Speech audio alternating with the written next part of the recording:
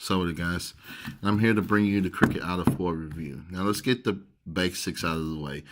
This year model, you got glass on the back. You still got the 13 megapixel camera. It's a little bit better than the Auto 3s.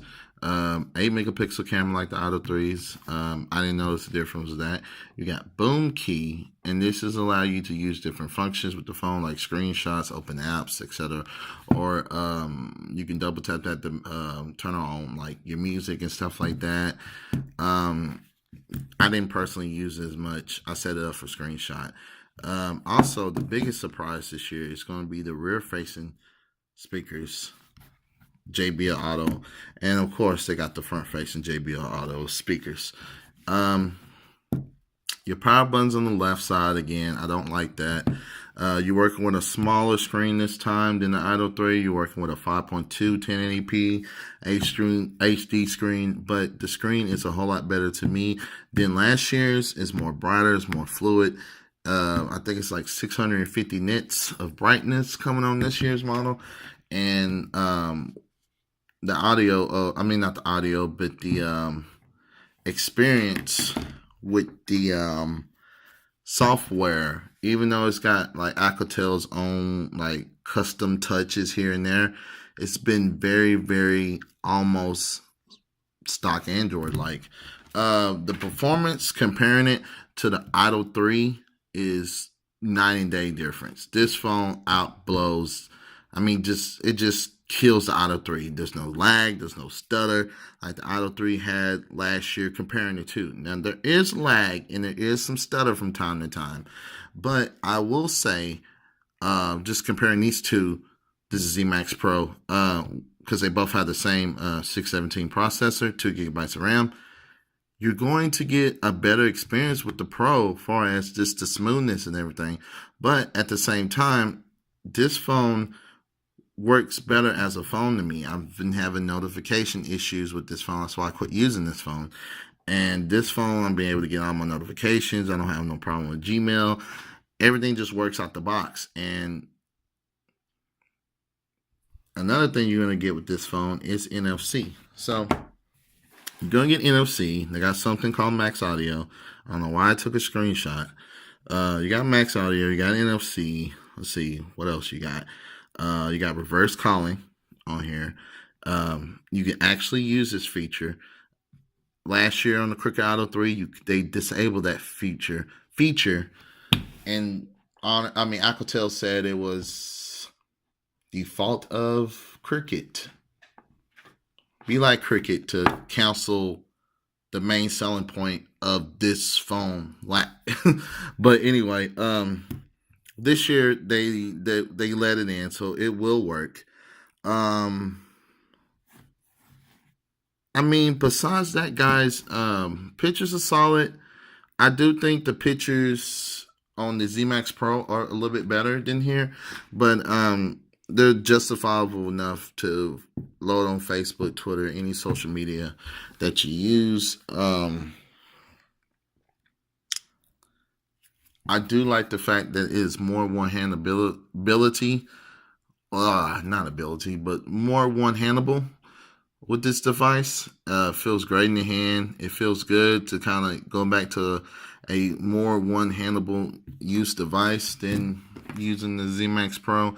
But don't get me wrong, the Z Max Pro, you can't not deny the bigger screen is great for watching media, videos, YouTube, Netflix, etc. So you're gonna get a brighter screen, but at the same time, you're going to get a more vivid colors. The colors on this screen pop, and you may not be able to tell like that because I got a screen protector on here, but the colors do pop more than the Pro.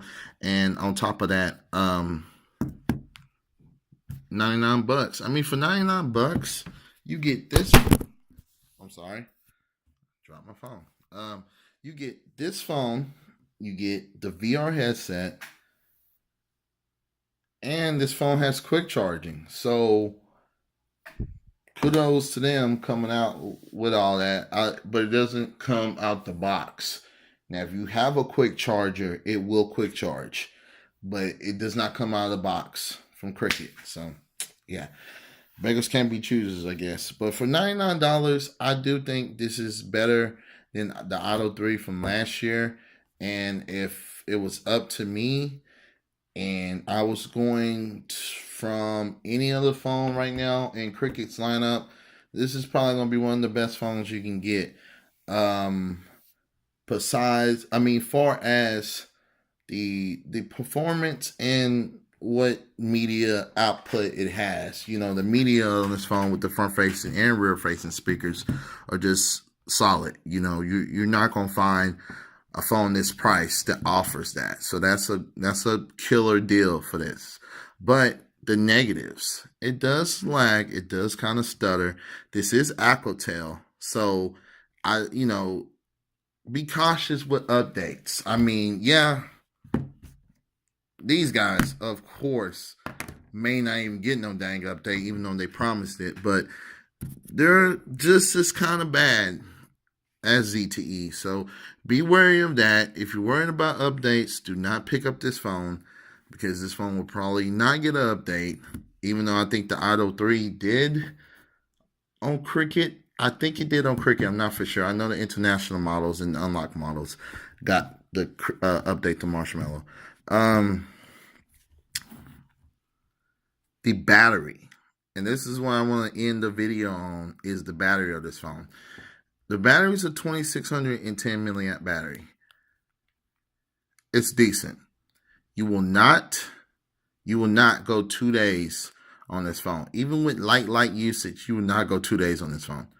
I don't know if there's an issue going on with the battery, but the battery on this phone drains. I mean, it just drains. Even when you're not using the phone, it's just standby. It drains. I don't know what's killing it. I've looked in the settings. You can't root, so I can't really use apps that will allow me to see what's waking up. But there's a lot of there's something going on software wise, and it has come out with a small update to fix something, but they've acknowledged it. Alcatel knows it, but they haven't said anything about releasing the update. Now maybe they'll release Android N for the Cricket Auto 4, and that will solve it. But even for 2610 milliamps, it's decent. I was expecting a little bit better since the Auto 3 had a 3000 and the Auto 3 battery. No, the Auto 3 had a 2910 milliamp battery, and that phone was killer. The battery life on the phone was killer, and you're dealing with a smaller screen, and you're not going to get Auto 3 battery life with this phone. Another thing I have a problem with this phone is the glass back. While it's great and it looks fantastic and it adds more of that premium feel to the device, especially because it's smaller and you got, this aluminum or metal chassis on the side sticking out. It looks great. But because of that being glass, you drop this phone, you're done. And that's another thing you got to consider. So even though this phone is a beautiful phone, it needs a case. You're going to have to rock a case. There's no other way to put it. You'll be a fool not to have a case. So guys, get that case. Well, anyway, this is your boy Keith Funny. Thank you for watching my video. And as always, peace, love. See you on the next one.